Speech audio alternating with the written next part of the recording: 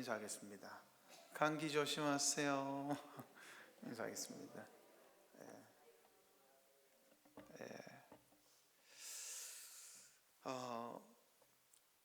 지난주에 우리는 내 말이 너희 안에 거하면, 이 의미에 대해서 살펴보았습니다. 너희가 내 안에 거하면, 그 전체 살펴봤고요. 그리고 이제 내 말이 너희 안에 거하면, 예수님의 말씀이 우리 안에 거한다는 것이 무엇이라 그랬습니까?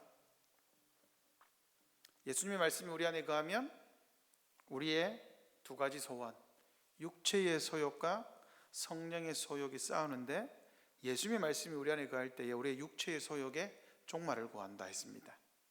그래서 성령의 소욕으로 하여금 내가 선한 일을 하게끔, 하나님을 향해 박남철 집사님 연애하실 때 김명옥 집사님을 향해서 심장이 벌렁벌렁 뛰었죠. 제가 보기에 지금도 뛰시는 것 같아요. 그죠? 그런 마음이 있잖아요. 우리가 성령의 소욕이 있으면 하나님을 향해 마음이 벌렁벌렁 뜁니다. 예수님의 말씀이 우리 안에 거하는 것은, 우리가 지난주에 아주 부담스러운 말씀이지만 우리가 예수님을 닮는다, 예수님의 수준에까지 도달해야 된다라고 말씀드렸습니다. 자, 오늘은 예수님의 말씀이 우리 안에 거한다는 것의 또 다른 의미를 한번 살펴보겠습니다. 오늘 우리가 읽은 본문입니다. 하나님의 말씀은 살아있고, 이런 말씀은 살아있어서 활력이 있어서 좌우의 날서는 어떤 검보다 예리하여 혼과 영과 및 관절과 골수를 찔러 쪼개기까지 하며 또 마음의 생각과 뜻을 판단한다, 이렇게 말합니다. 자, 여러분, 이토록 예리한 말씀의 검이 우리 안에 거하면 어떤 일이 일어날까요? 여러분, 말씀이라는 검이 우리 안에 거하면, 우리가 에베소서 6장에 성령의 검, 우리 박강국 목사님이 이전에 한 석 달 전에 설교를 했었는데, 성령의 검이 말씀이 무기잖아요. 우리 안에 거하면 마귀를 쳐서 이길 뿐만 아니라 그 마귀는 우리 안에 있습니다. 그러므로 말씀의 검이 우리 안에 거하면 어떤 일이 일어날까요? 우리는 죽어 없어집니다. 말씀의 검 앞에 살아남을 사람이 누가 있겠습니까? 우리의 자아가 아주 난자당할 것입니다. 아주 살아있을 수가 없죠. 말씀의 검이 얼마나 예리한데요. 영과 혼의 깊은 차원까지 죽음이 파고들 것입니다. 왜냐하면 이런 예리한 검을 품고서도 살아남을 피조물이 아무도 없기 때문입니다. 감히 누가 말씀의 검이 마음 안에 딱 거할 때에 누가 살아남을 수 있겠습니까? 아무도 살아남을 사람이 없습니다. 그러므로 말씀이 우리 안에 거한다는 것은 뭐냐? 우리의 죽음을 필수적으로 수반합니다. 우리가 죽는 거예요. 내가 죽지 않는 이유는 무엇입니까? 말씀의 검이 내 안에 거하지 않기 때문입니다. 말씀의 검이 내 키만 스쳐가는 거예요.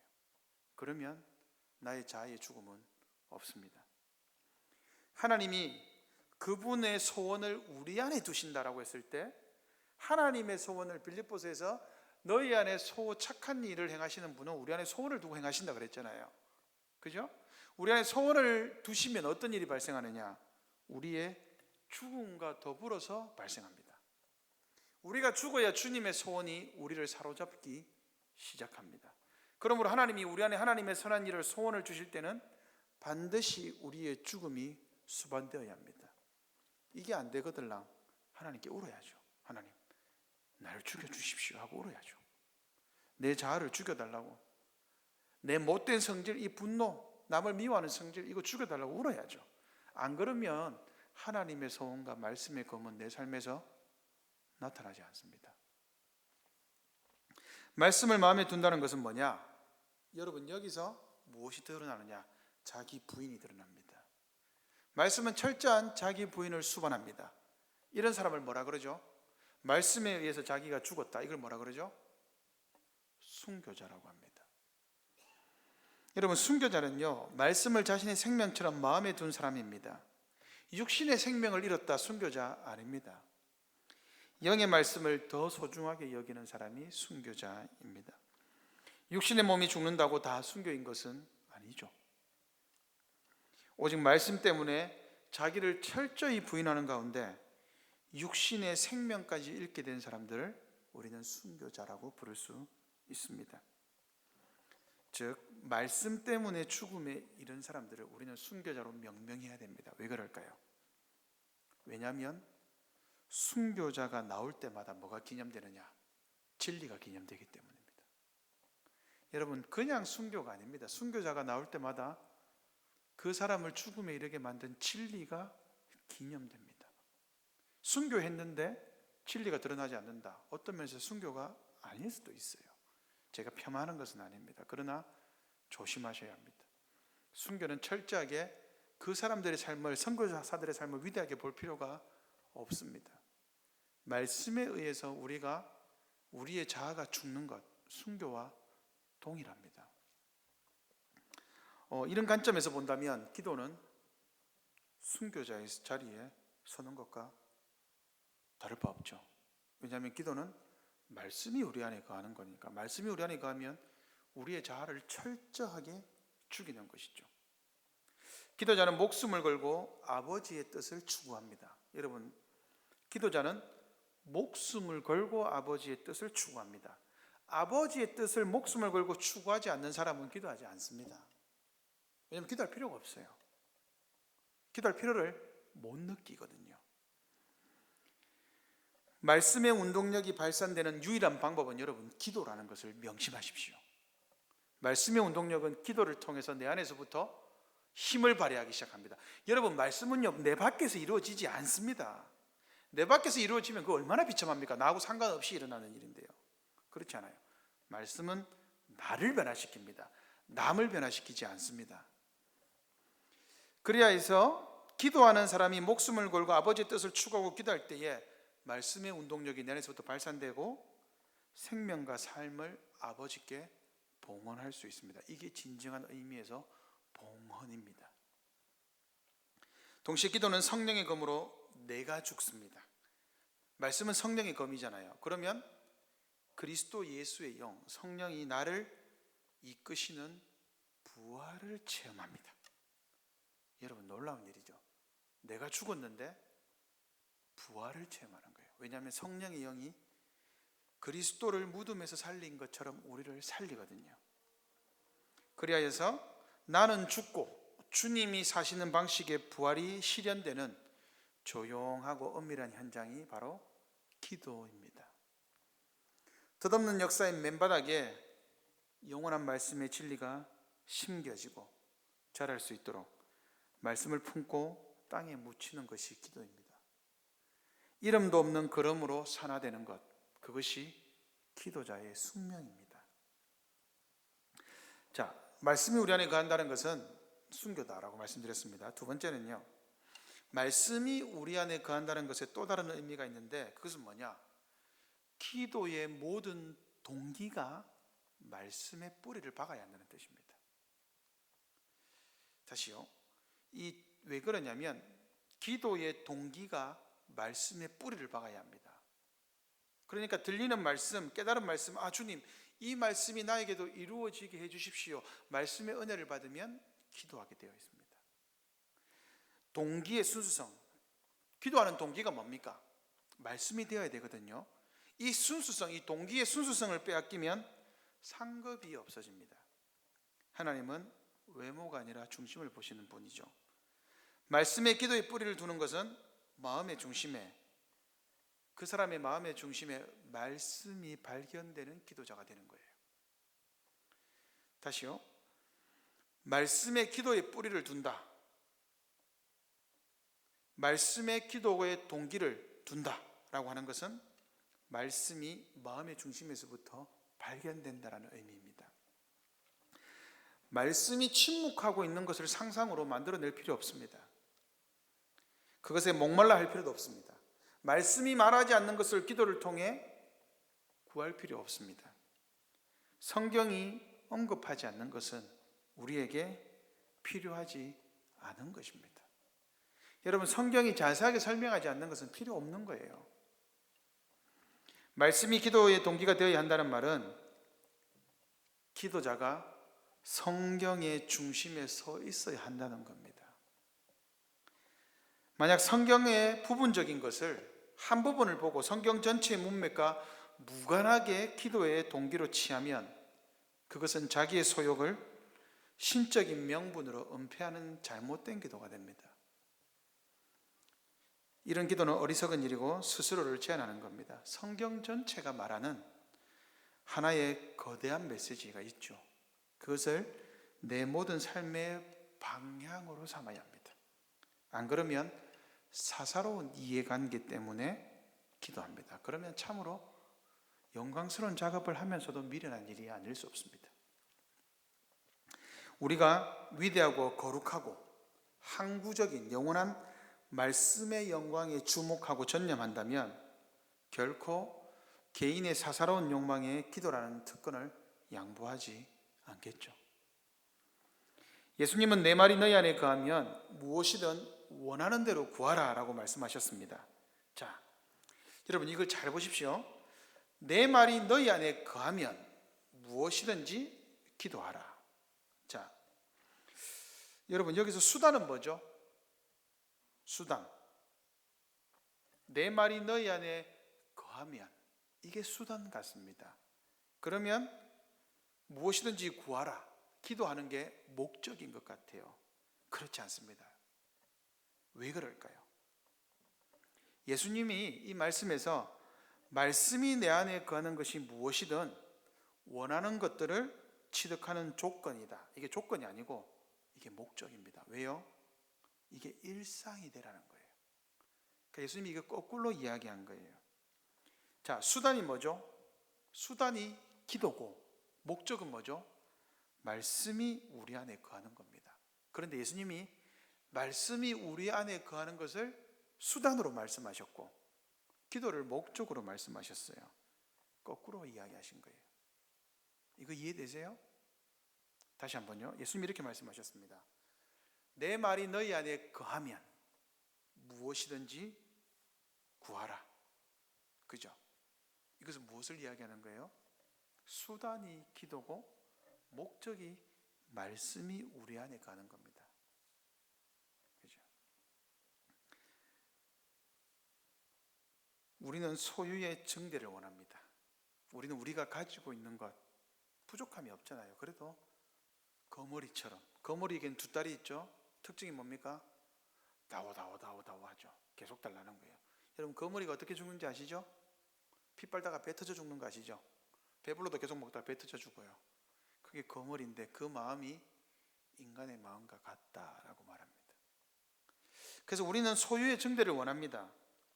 비록 하나님이 우리 하나님이 되셨으나 그럼에도 불구하고 우리는 도통 만족이라는 것을 모릅니다. 여기서 중요한 것은 소유의 충족 여부가 문제의 핵심이 아닙니다. 그럼 뭐가 문제의 핵심일까요? 소유욕은 어쩌면 결과이지 원인이 아닙니다. 가지고 싶은 마음은요 원인이 아니에요. 이 결과예요. 뭐로 인한 결과입니까? 죄로 인한 결과예요. 이 원인이 아닙니다. 그러면 뭐죠? 말씀이 우리 안에 거하면 이 소유욕의 본질적인 변화가 일어납니다. 결과가 바뀌어버리는 거예요. 원인이 아니라. 소유욕의 관건은 우리 안에 어떤 것으로 채워지기를 원하느냐라는 거예요. 그러니까 여러분 소유욕은요 내가 무엇으로 나를 채우기를 원하느냐라는 겁니다. 어떤 대상을 향해 여러분 소유욕이 분출한다. 내가 저것을 막 갖고 싶어. 그건 뭐죠? 내 안이 기호예요. 내가 좋아하는 거예요. 내 마음이 지금 그것을 원하고 있는 거예요. 오늘은 뭐가 땡기셨습니까? 오늘은 국수가 땡겨. 내 마음이 국수를 원하는 거예요. 그죠? 원하는 것이 발산됩니다. 마찬가지입니다. 기호 자체의 변화는 나의 중심이 무엇이 있느냐에 의해 좌우됩니다. 그러니까 말씀이 내 안에 거하면 어떻게 되죠? 말씀이 원하는 것을 내가 땡기는 거예요. 말씀이 내 안에 없으면요 말씀이 말하지 않는 것이 내 안에 땡기는 거예요. 그러므로 우리는 말씀이 우리 안에 들어오면 어떻게 될까요? 우리의 기호가 바뀝니다. 좋아하는 게 바뀌어요. 이것이 바로 예수님께서 내 말이 너희 안에 가면 무엇이든 원하는 대로 구하라는 말의 핵심입니다. 말씀이 우리 안에 들어가면 말씀이 원하는 땡기는 모든 것을 구하게 된다는 거예요. 그 말은 뭐죠? 말씀이 우리 안에 가게끔 우리 안에 변화가 일어났고 내가 바라보는 대상이 바뀐 거예요. 내 안에 말씀이 있으니까. 그렇죠? 즉 말씀이 우리 안에 들어가고 머무는 것, 이것이 바로 기도자가 누리는 최고의 복입니다. 그러면 기도의 응답의 유무에 상관이 없죠. 왜냐하면 말씀이 이미 우리 안에 충만하면 내가 구하는 것들을 응답받지 못해도 내가 구하는 거다라는 것에서 떠나게 됩니다.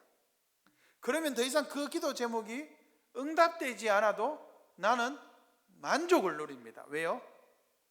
말씀이 내 안에 거하니까 내가 원하는 것들이 이제 더 이상 내가 원하지 않게 되는 거예요. 없어도 되는 거예요. 그래, 아이고 막 없어도 그냥 살자, 예수님도 없이 살았는데, 이거는 진정한 응답이 아닙니다. 그는 어쩔 수 없이 단념하는 거죠. 그런데 마음에는 억울함과 불편함이 남아있는 거예요. 못 가지는 것에 대한.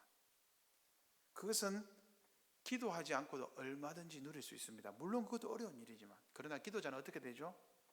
더 이상 그것에 땡기지 않아요. 왜요? 말씀이 내 안에 오니까 말씀 자체로 만족을 누리게 됩니다. 그게 최고의 복이라는 거예요. 그러므로 하나님의 말씀은 기도의 전제입니다. 동시에 기도의 목적입니다. 동시에 기도의 열매입니다. 말씀 때문에 기도합니다. 그러다 보면 말씀 자체가 목적이 돼요.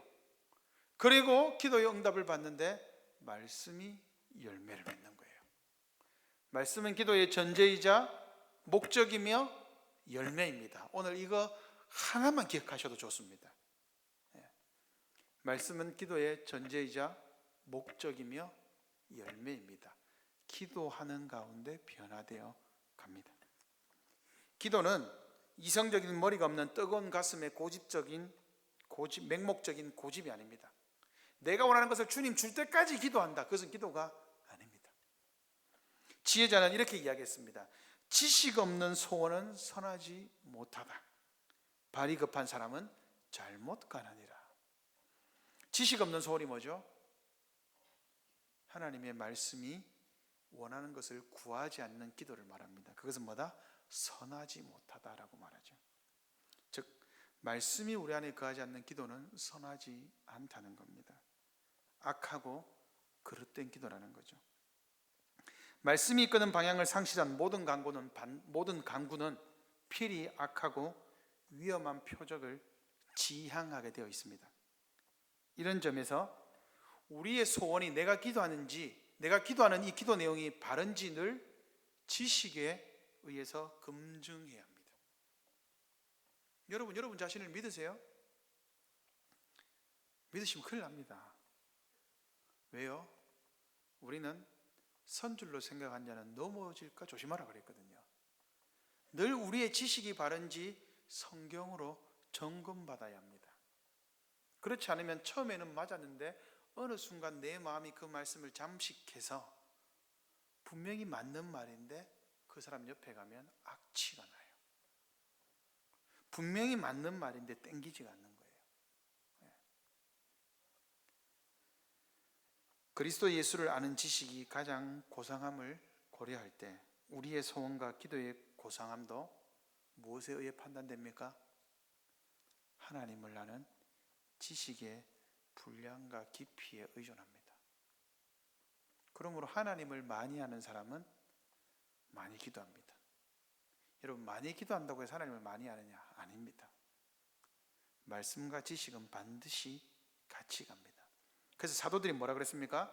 우리는 기도하는 일과 말씀에 전무하겠다 그랬습니다.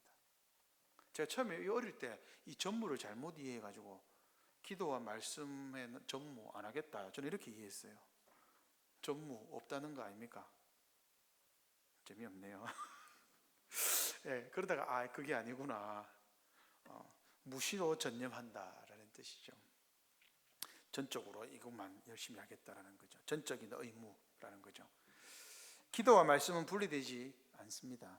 여러분, 말씀은 하나님이 우리에게 말씀하는 방식이고, 기도는 우리가 하나님께 말하는 방식입니다. 하나님께 듣는 사람이 하나님의 말씀을 본다 확신할 수 있죠. 그러면 하나님을 말할 수 있고 하나님께 말할 수 있습니다.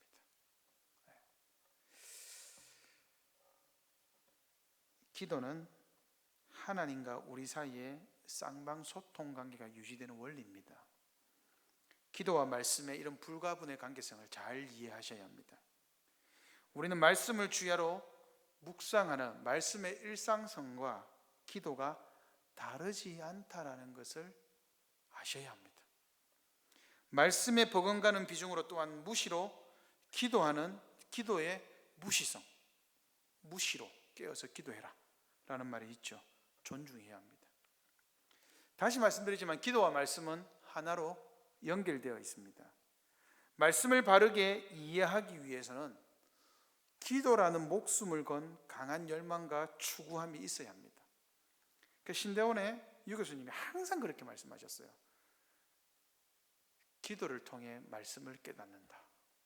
이게 그때는 수업에도 늘 몰랐어요. 지금 조금 알겠어요. 말씀을 깨닫는 방법은 기도입니다. 이게 루터가 했던 말이에요. 아주 멋있는 말이죠.